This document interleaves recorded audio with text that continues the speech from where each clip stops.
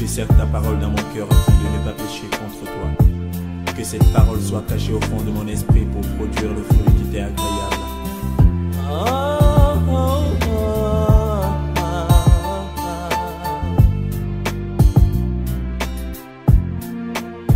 Plus que jamais j'aime ta parole. Shalom, shalom, shalom. Très content de vous retrouver ce soir autour de notre thématique du jour. Nous sommes à la 28e séance, 28e enseignement sur la plateforme de la Fondation La Bonne Semence. Et aujourd'hui, nous avons médité sur Genèse chapitre 14. Et je voudrais vous dire que les panélistes ont apporté des enseignements très importants. Alors, Genèse chapitre 14, nous avons analysé des versets 1 jusqu'au verset 16. Mais je vais vous donner lecture simplement du verset 10 au verset 16. Voici ce qui est écrit. La vallée de Sidim était couverte de puits de bitume. Le roi de Sodome et celui de Gomorrhe prirent la fuite et y tombèrent. Le reste s'enfuit vers la montagne.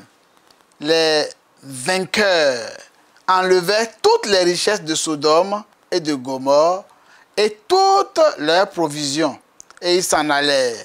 Ils enlevèrent aussi avec ses biens Lot, fils du frère d'Abraham, qui demeurait à Sodome, et ils s'en allèrent. Un fuyard vint l'annoncer à Abraham, l'Hébreu. Celui-ci habitait parmi les chaînes de Mamré, l'Amoréen, frère d'Escol et frère d'Aner, qui avait fait alliance avec Abraham. Dès qu'Abraham eut appris que son frère avait été fait prisonnier, il arma 318 de ses plus braves serviteurs nés dans sa maison, et il poursuivit les rois jusqu'à Dan. Il divisa ses troupes pour les attaquer de nuit, lui et ses serviteurs. Il les battit et les poursuivit jusqu'à Shoba, qui est à la gauche de Damas. Il ramena toutes les richesses. Il ramena aussi Lot, son frère, avec ses biens, ainsi que les femmes et le peuple Aben. Que Dieu bénisse sa parole. Alors, la question centrale à laquelle nous voulons répondre est la suivante. À quelle fin Abraham fit-il la guerre? Et nous avons 5 sous-questions que nous avons proposées. Bien sûr que ce ne sont pas des questions limitatives. C'est pour lancer la réflexion. Pourquoi ces 3 rois se sont-ils fait la guerre? Premièrement. Deuxièmement, y a-t-il une raison valable pour engager Abraham dans cette guerre? Troisièmement, y a-t-il une place pour la spiritualité? Quatrièmement, quels moyens a utilisé Abraham dans cette guerre? Quels moyens a-t-il utilisé? Et cinquièmement, quel est le résultat de cette expédition? Voilà les différentes questions autour desquelles nous avons échangé cet après-midi et les différents panélistes nous ont vraiment enrichis. Le pasteur Tchoumou a relevé le fait que Abraham n'a pas tenu compte des antécédents entre lui et Lot, son neveu, pour pouvoir agir. Mais il a fait fi, il est parti résolument au secours de son neveu. Et le pasteur Abraham Tchoumou nous exhorte à pouvoir faire de même, hein, même s'il est arrivé des incompréhensions entre nous, au niveau de la fraternité, nous devons faire fi de cela et aller au secours de nos frères et sœurs lorsque ceux-ci sont en difficulté. Alors, il a souligné également qu'il y a la grandeur de Dieu, du Dieu d'Abraham, qui n'a pas eu besoin d'une grande armée pour pouvoir aller remporter cette victoire. Nous avons également notre frère Dominique Ngbesso qui a apporté des enseignements précieux. Il a dit que au nombre des moyens que Abraham a utilisés, il a noté 3. Il y a d'abord 318 serviteurs. Ensuite, il a divisé ses 318 serviteurs en troupes. Et puis, il a attaqué la nuit.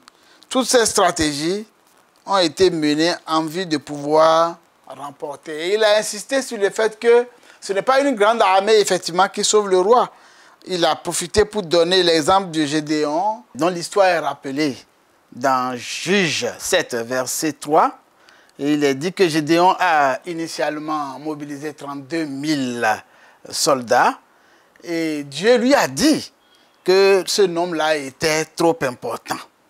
Le peuple qui est avec toi est trop nombreux pour que je livre Madian entre ses mains. Dieu a donc demandé à Gédéon de faire un premier tri. Et donc, qu'est-ce que Gédéon a fait? Gédéon a fait un premier tri. Et il a dit à ceux qui ont peur de rentrer chez eux. La Bible nous dit qu'il y a eu 22 000 personnes qui sont parties parce qu'elles avaient peur. Et donc, il en restait encore 10 000 soldats. Et il y a eu un deuxième tri. Dans le deuxième tri, Dieu fait encore réduire ce nombre en fonction de leur manière de boire de l'eau. Et c'est ceux qui léchaient l'eau comme un chien. C'est ceux-là qui ont été retenus. Et ils étaient autour de 300 personnes, 300 hommes qui sont retenus pour le combat. L'histoire est bien rappelée dans Juge. Juge 7, les versets 6 et 7. Alors donc, ce n'est pas une grande armée qui sauve le roi, dira le psaume. Le psaume 33, verset 16. Si on prend la version Louis II de 1910, que nos bien-aimés, les chrétiens évangéliques citent souvent, c'est écrit toujours la même chose dans un autre langage. Ce n'est pas une grande armée qui sauve le roi. Ce n'est pas une grande force qui délivre le héros. Dieu n'a pas besoin de 32 000 personnes, ni de 22 000 personnes, ni de 10 000 personnes pour sauver. Avec 300 personnes, il fait l'essentiel. Le pasteur Rodrigue, lui, il a dit que chacun doit pardonner. Parce qu'il a noté dans le comportement d'Abraham le pardon qu'il a dû accorder à Lot, qui s'est séparé de lui sans regret. En tout cas, selon ce qui nous a été rapporté. Alors, le pasteur Ntakpe a parlé de la motivation d'Abraham. Il dit que ce qui a motivé Abraham, c'est surtout la fraternité.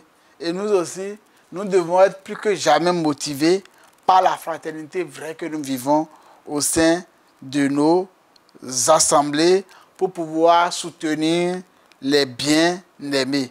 Il a mis l'accent sur le fait que les 318 soldats étaient des soldats braves. Et donc, il a mis l'accent sur la bravoure des serviteurs pour dire que sans bravoure, tu ne peux pas bien mener les combats. Il a cité l'exemple de David qui s'est présenté un jour devant Goliath et l'a vaincu. Alors que Goliath narguait le peuple, il n'y avait personne qui était brave comme David. Mais David, arrivé, à cause de son courage, à l'aide d'une simple fronde, a pu vaincre Goliath et a remporté la victoire pour le peuple d'Israël. Alors, qu'est-ce que je pourrais dire présentement?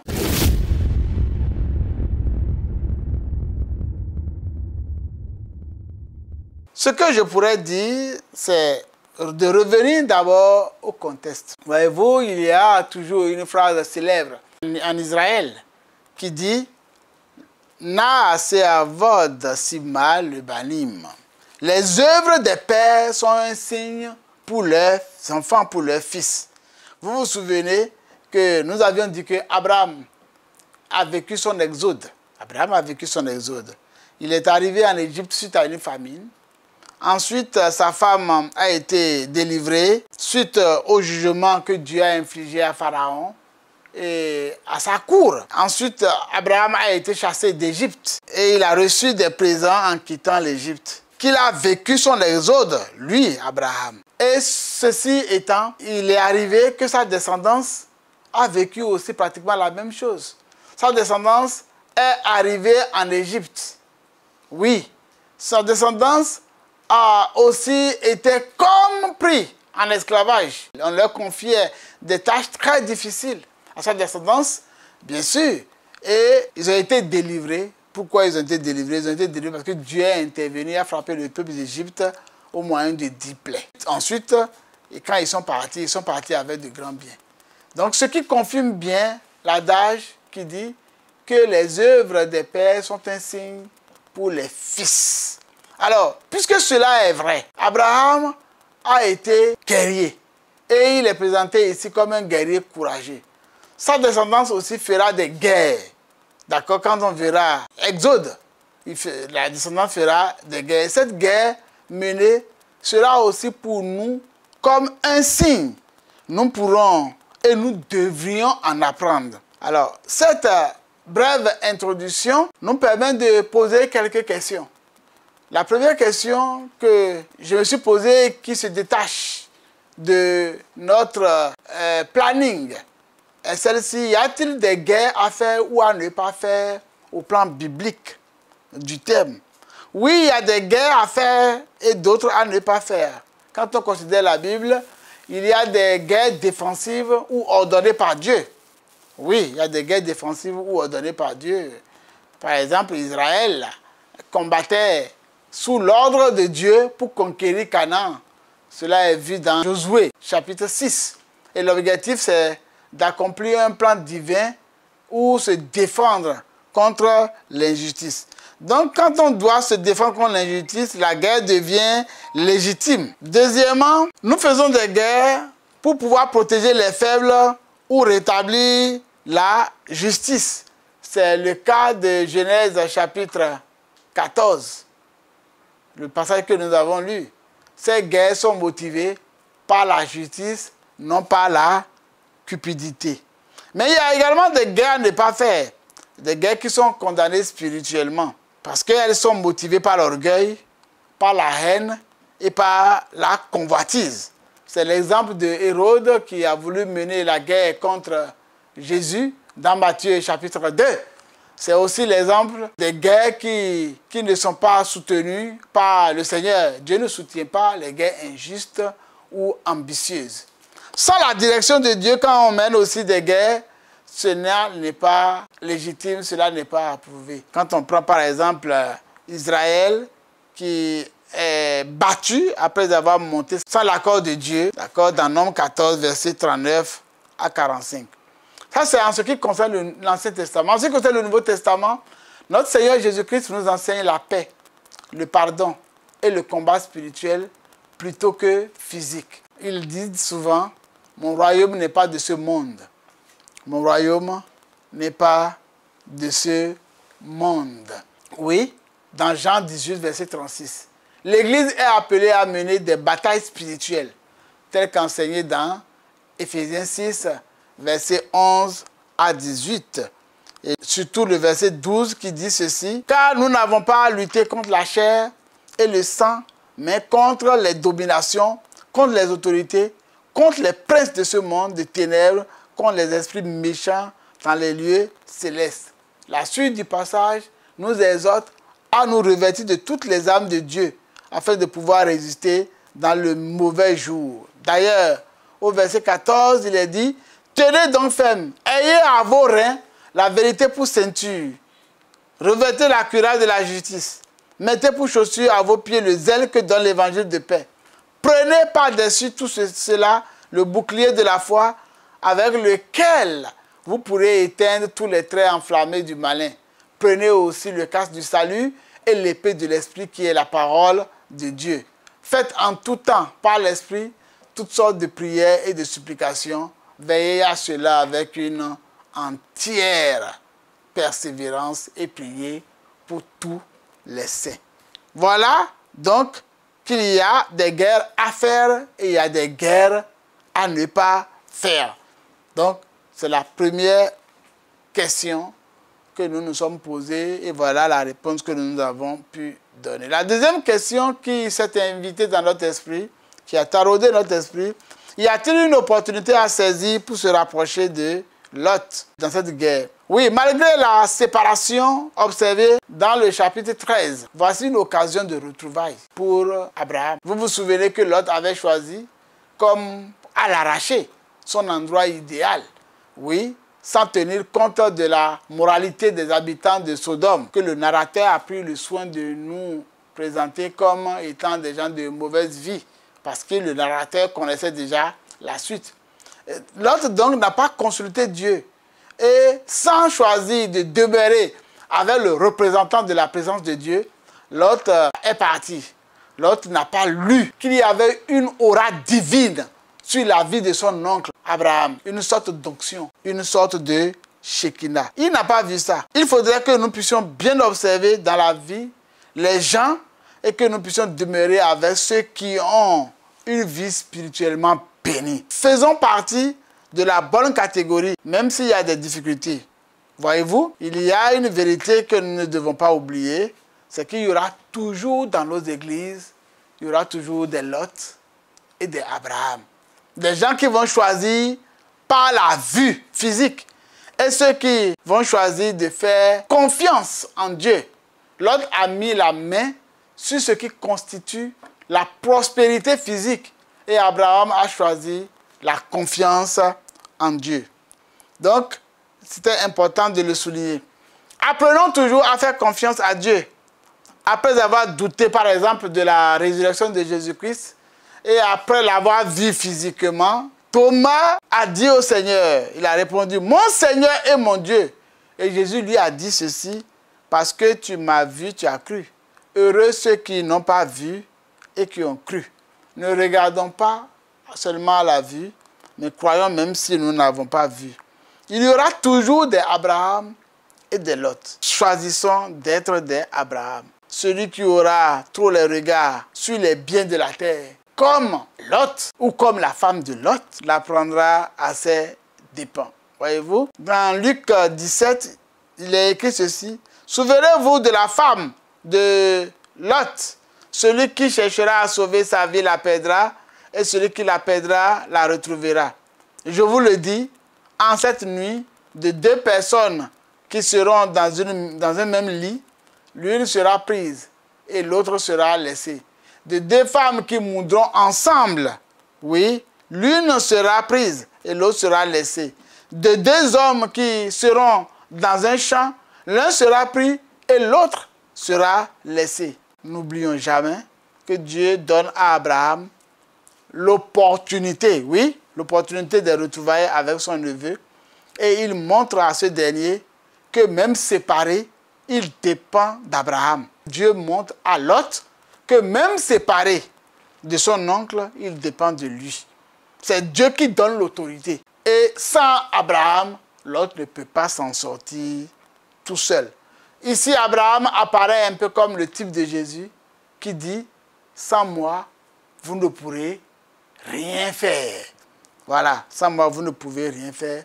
D'accord? Vous êtes des sarments, restez attachés au cep. Car sans moi, vous ne pourrez rien faire. Ici donc, Dieu donne une opportunité à Abraham de se consoler en quelque sorte et d'aller secourir son neveu en lui montrant sa fraternité et en montrant également à Lot qu'il dépend d'Abraham et son bonheur dépend toujours d'Abraham. Alors la troisième question que je me suis posée, c'est y a-t-il aussi une opportunité sur Canaan? Est-ce qu'il y a une opportunité sur Canaan en ce qui concerne Abraham? J'ai deux précisions à faire là. On doit d'abord se souvenir de Genèse 13, verset 18. Et à ce niveau-là, il est dit qu'Abraham leva ses tentes et vint habiter parmi les chênes de Mamré, qui sont près d'Hébron. Et il bâtit là un autel. Ça, c'est Genèse 13, verset 18. Alors, en réalité, dans la version hébraïque et dans le contexte, c'est mieux dit. Voyez-vous, il est dit ceci, B-L-O-N-E Mamré, d'accord? Vous voyez, il y a Elle dans ce passage. Elle était le dieu des Cananéens. Cela veut dire bois divin, El-O-N-E Mamré, bois divin, forêt sacrée. D'accord? Donc, on peut mettre à la place des chênes, on peut bien mettre la forêt sacrée de Mamré. On peut bien mettre ça. Alors, arrivé là, Abraham a pris du bois de la forêt sacrée Et il fait un autel, il met là-dessus Yod-He Vav-He, c'est-à-dire Y-H-V-H, V-O-W-H, et non L. Donc, Abraham refuse que la forêt puisse appartenir au dieu El des Cananéens, parce que El, c'est le dieu du crépuscule chez les Cananéens. D'accord? Abraham a rebaptisé la forêt, il a détourné la forêt au profit de Dieu. Il dit dorénavant, là, cette forêt ne sera plus appelée forêt de El, mais ça va être appelé forêt de Yod-He Vav-He, le Dieu d'Abraham, le Dieu Hachem, le Dieu Adonai. Et Dieu lui donne ici l'opportunité de constater la défaite des rois de la place. Puisqu'il avait fait ça, Dieu permet à Abraham de constater que les rois de la place ont été vaincus. Et il offre l'opportunité à Abraham de se positionner en vainqueur. D'accord? Et d'être du coup incontournable. Il lui offre l'opportunité d'une guerre pour défendre le territoire que Dieu lui a donné au vu et au su des rois vaincus. Oui, et dont il doit défendre. Alors, le chapitre 14 est habituellement appelé la guerre des 4 rois contre 5. 4 rois puissants viennent faire la guerre à des rois ou princes de petites villes. Dieu veut te donner des opportunités, mais il faudrait être courageux pour entrer en possession. Satan aussi fait pareil. Voyez-vous, Satan est plus puissant que l'homme. Satan et son armée puissante a livré bataille aux hommes moins puissants. Ils ont détourné nos biens, nos enfants, nos territoires, nos bénédictions. Il faudrait être courageux pour aller livrer bataille à Satan. Et ça, David, le guerrier, l'a su et l'a bien noté dans un de ses psaumes, notamment le psaume 2. Et dans la version Louis II, il a écrit « Pourquoi ce tumulte parmi les nations? Ces vaines pensées parmi les peuples? Pourquoi les rois de la terre se soulèvent-ils? Et les princes se liguent-ils avec eux contre l'Éternel et contre son oint? Brisons leurs liens, délivrons-nous de leurs chaînes. » Ok? Celui qui siège dans les cieux rit. Le Seigneur se moque d'eux, puis il leur parle dans sa colère, il les épouvante dans sa fureur. Voyez-vous? Lorsque les 4 rois puissants sont venus vaincre les rois de Sodome et Gomorrhe, ils sont partis et ils étaient sûrs que c'était fini. Mais Dieu était assis et il riait d'eux. Il savait qu'il allait mobiliser Abraham et sa troupe et ils allaient partir vaincre. Toujours Somme 2, verset 6, il a écrit « C'est moi qui ai oint mon roi sur Sion, ma montagne sainte. J'ai publié le décret. L'Éternel m'a dit, tu es mon fils, je t'ai engendré aujourd'hui. » Alors, il est bon de lire tout ce passage. Tout ce passage qui, en effet, est repris dans Acte 4. Dans Acte 4, lorsque les apôtres de Jésus étaient en difficulté, il est écrit dans la partie du verset 25, « C'est toi qui as dit par le Saint-Esprit, par la bouche de notre Père, ton serviteur David, pourquoi ce tumulte parmi les nations et ces vaines pensées parmi les peuples? Les rois de la terre se sont soulevés et les princes se sont ligués contre le Seigneur et contre son oint. En effet, contre ton saint serviteur Jésus, que tu as oint, Hérode et Ponce Pilate se sont ligués dans cette ville avec les nations et avec les peuples d'Israël pour faire tout ce que ta main et ton conseil avaient arrêté d'avance. Et maintenant, Seigneur, vois leurs menaces et donne à tes serviteurs d'annoncer ta parole avec une pleine assurance en étendant ta main pour qu'il se fasse des guérisons, des miracles et des prodiges par le nom de ton saint serviteur Jésus. Quand ils eurent prié, le lieu où ils étaient assemblés trembla. Ils furent tous remplis du Saint-Esprit et ils annonçaient la parole de Dieu avec assurance. Amen. Ils annonçaient la parole de Dieu avec assurance. Voyez-vous, ce passage bien inspiré du psaume 2 que David a écrit. Donc, quand nous sommes dans des combats, nous pouvons nous en inspirer et demander à Dieu de nous donner le courage, la hardiesse de la foi pour pouvoir aller vaincre nos ennemis. Avec le Saint-Esprit, c'est bien possible. Abraham est parti du lieu où il avait fait l'autel dédié à Dieu. Appuyons-nous aussi sur notre autel. Notre autel, c'est la croix. C'est la croix. Notre autel, ce sont les paroles et les œuvres du Seigneur Jésus-Christ. Étendons nos racines vers Golgotha. Ici, nous voyons Abraham prendre possession progressivement de la terre promise. C'est une conquête pacifique. Il prend possession en faisant des alliances avec les Cananéens et aussi en les défendant. S'il y a quelque chose de violent, c'est pour défendre. Abraham ne va pas agresser inutilement, il vient pour défendre le territoire que Dieu lui a donné et que d'autres rois sont venus soumettre, d'accord, en vainquant les rois de la place. Bien sûr que dans Exode, on verra que sa descendance fera des guerres de conquête pour obtenir les terres. Abraham est le type de Christ parce que Satan a vaincu l'homme dans le jardin d'Éden. Satan, comme je le disais tantôt, est venu faire la guerre, lui et ses démons, aux hommes. Il est parti avec nos enfants, il est parti avec nos biens, il a pris contrôle de la terre en devenant prince de la terre.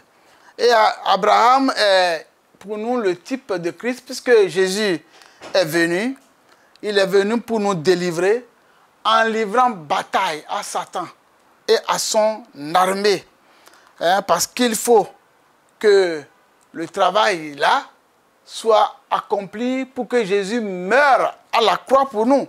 Ce travail, cette bataille que Jésus a eu à mener, s'est achevée sur la croix. Et il fallait que Jésus puisse mourir à la croix, à la place de l'homme, pour le délivrer. Et la victoire a été consacrée en deux phrases essentielles. La première phrase a été dite sur la croix.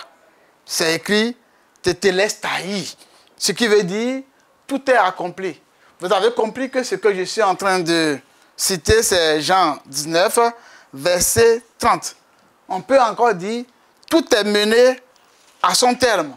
En réalité, Tetelestai indique une action complètement accomplie dans le passé, dont les effets demeurent dans le présent.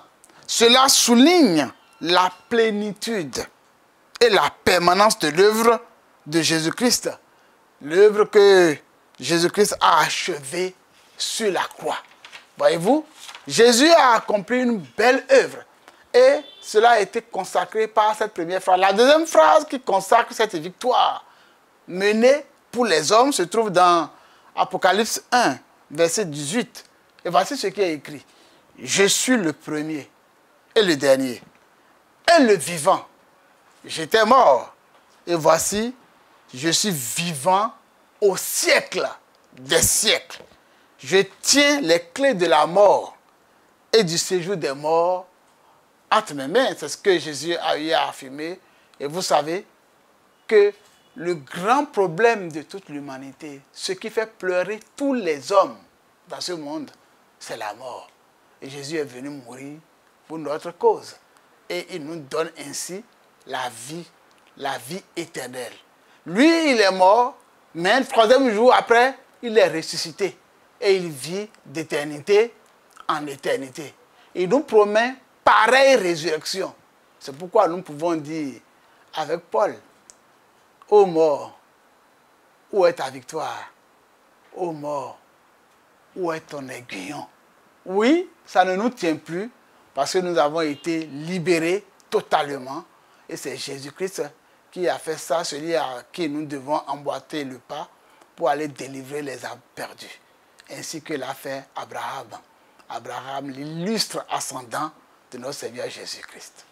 La quatrième question que je me suis posée, c'est pourquoi Dieu a permis que Lot aussi soit amené et que Abraham l'apprenne. Oui, Dieu a permis cela, je pense, que c'est pour faire décider Abraham, pour le faire décider à aller défendre et par là même à défendre la terre promise. Peut-être que cela était le déclencheur pour Abraham de pouvoir aller défendre Lot et pour pouvoir aller défendre l'ensemble de la population. Comment Abraham a-t-il procédé? Quels moyens a-t-il utilisé? Eh bien, il y a à peu près 3 choses que j'ai notées, voire 4. Premièrement, j'ai noté qu'Abraham est le premier moyen lui-même. Abraham est un Hébreu, selon ce qui est écrit dans Genèse 14, verset 13. Celui qui est venu de l'autre rive. L'hébreu veut dire celui qui est venu de l'autre rive. En termes clairs, l'étranger. L'autre rive ici, c'est l'Euphrate et non le Jourdain. C'est une expression utilisée par les autres nations. Je pense qu'Israël même ne veut pas s'appeler hébreu. Vous savez que c'est difficile de vivre à l'étranger et d'être traité comme un étranger. Je pense que les Juifs auraient préféré qu'on les appelle Israélites plutôt que Hébreux. Voilà. Abraham a vécu cette stigmatisation. Le créateur de l'univers est le Dieu de l'étranger, Abraham. Que donc tous les immigrés d'Afrique et d'ailleurs sachent que Dieu s'occupe particulièrement des orphelins, des veuves et des étrangers. D'ailleurs, dans Psaume 146, verset 9, il a écrit « L'Éternel protège les étrangers, il soutient l'orphelin et la veuve, mais il renverse la voie des méchants. » Donc, Abraham s'est mis dans la balance. Pour aller faire la guerre, il n'est pas resté à la maison. Lui-même, il s'est mis dans la balance. Lui, l'étranger.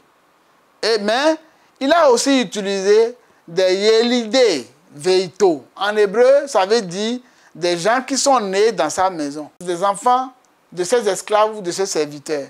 Ce sont les enfants du maître. Donc, c'est des gens qu'il connaît, des gens qu'il maîtrise, des gens qui lui appartiennent. Voilà. Des gens qui sont considérés comme les enfants du maître. C'est eux qu'il a eu à choisir. Il ne va pas choisir d'autres personnes. D'accord? Donc, c'est ceux qu'on connaît, ceux de la maison qu'on utilise pour aller faire la guerre. Il a utilisé également aussi une autre catégorie de personnes qu'on appelle les Hanehav. Hanehav en hébreu veut dire tout simplement, d'accord, des gens instruits, des personnes instruites. C'est ça. En fait, c'est des gens entraînés. Ce sont des gens qui sont de la maison d'un berger et qui avaient été entraînés pour défendre les troupeaux contre les prédateurs de tout genre, que ce soit des brigands ou des prédateurs. Ce sont donc des guerriers. Les personnes qu'il a eu à choisir, d'accord, c'est des Hanehav, c'est des guerriers. Et puis là, il a pris à peu près 318 personnes. C'est ce qu'on peut dire en 4e position. Et puis, enfin, il est parti la nuit. Il avait une stratégie pour pouvoir mener son combat. Alors, la dernière question, quel est le résultat de cette expédition? Quel est le résultat de cette expédition? Il ramena toutes les richesses qui avaient été prises. Il ramena aussi Lot, son frère, et tous ses biens. Il ramena également les femmes et le peuple. Vous savez souvent, quand les gens vous ont vaincu, ils prennent vos femmes. Mais il ramena les femmes et le peuple. Et tout le monde est venu le féliciter, notamment le roi de Sodome, ainsi que Melchisédek, roi de Salem. Vous savez, la Torah décrit Melchisédek comme un sacrificateur du Dieu très haut. Mais ici, c'est le Dieu suprême des Cananéens, pas celui d'Abraham. Je crois que ces précisions-là, nous aurons à les faire au cours de la séance prochaine. Bien-aimés, je voudrais vous dire tout simplement que si notre père Abraham a eu à mener sa guerre à lui, nous aussi nous devons savoir que nous sommes dans un combat. Un combat contre le monde spirituel, contre le monde diabolique, contre les autorités, contre les puissants, les princes de ce monde, contre les principautés. Nous avons une guerre que nous menons contre les adeptes de Satan, contre les personnes mal intentionnées. Si c'est pour défendre notre cause, si c'est pour défendre la cause de la justice, ou pour défendre des faibles, des protégés, pour défendre des frères et des sœurs, oui, ce sont des guerres légitimes. Et les moyens que Dieu nous donne, utilisons-les. Les moyens de la maison. Utilisons-les. Et n'oublions pas qu'il y a une longue préparation. Oui, les enfants de la maison d'Abraham ont été entraînés sur plusieurs années. Ils étaient des guerriers faits. Parce qu'ils ont appris à défendre les troupeaux. Donc, c'est des gens qui étaient exercés à la guerre. Nous aussi, à force de méditer la parole de Dieu, à force de prier, à force de vivre des expériences avec le Seigneur, nous devons avoir une âme de gagneur, une âme de guerrier, une âme de soldat pour pouvoir aller délivrer les captifs, pour pouvoir aller arracher les âmes, les biens que le diable a volés, pour pouvoir ramener ça comme des trophées, des âmes vivantes au Seigneur. Allons délivrer les captifs, les lots qui sont encore tenus captifs pour la gloire de Dieu. Je vous invite à nous rejoindre le week-end prochain pour notre prochain épisode, une étude qui portera sur Melchisedec et sur le roi de Sodome. C'est sur ces propos que je voudrais m'arrêter et vous dire sincèrement et de tout cœur, Shalom. Je serre ta parole dans mon cœur afin de ne pas pécher contre toi. Que cette parole soit cachée au fond de mon esprit pour produire le fruit qui t'est agréable.